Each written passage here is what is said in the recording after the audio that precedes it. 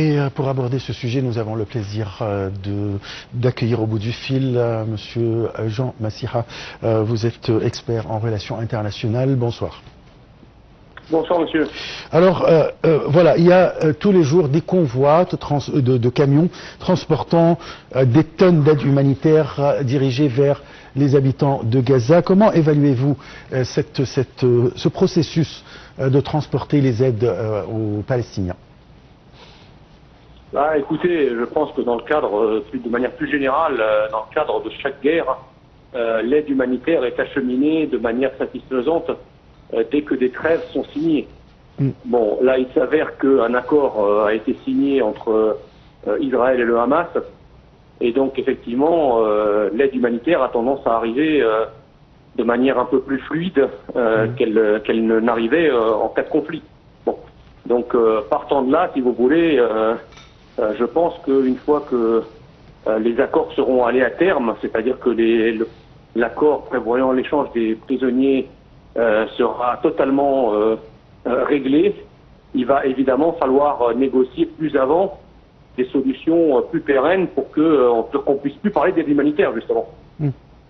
Peut-être les déclarations américaines quand même, ou bien ce qu'on a entendu dans la presse concernant ou bien transférer les Palestiniens dans d'autres pays a été refusé quand même par soit l'Égypte, soit par la Jordanie. Votre commentaire?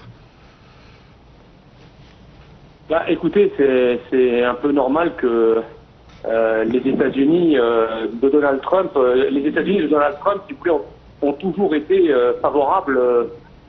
Ont toujours été favorables à Israël. Ça, c'est une évidence. Les États-Unis, de manière générale, sont assez favorables à Israël.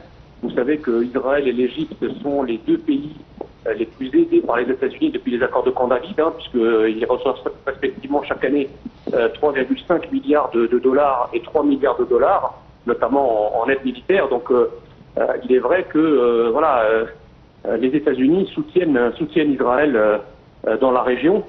Et donc, le constat de Donald Trump, alors on peut être d'accord ou pas d'accord avec lui, mais le constat de Donald Trump est que tous ceux qui disent qu'il y a une possibilité de solution à deux États, en fait, ne font que diluer en fait le problème, parce que en Cisjordanie, par exemple, il n'y a plus de continuité territoriale. Il y a effectivement une présence israélienne maintenant depuis presque 30 ou 40 ans. Donc voilà, Trump dit qu'il faut prendre le taureau par les cornes, et comme il n'y a pas de solution géographiquement et politiquement viable pour deux États, eh bien il faut chercher d'autres solutions. Alors après, si vous voulez, les parties doivent négocier entre elles la bonne manière de sortir de cela, mais je crains que après une guerre qui dure maintenant depuis 80 ans, c'est plus facile à dire qu'à faire. Oui. Je vous remercie beaucoup, monsieur Jean Massiha. Je rappelle que vous êtes expert en relations internationales. C'est la fin de notre émission de direct. On se donnera un rendez-vous demain à la même heure. Très très bonne journée, soirée. Au revoir.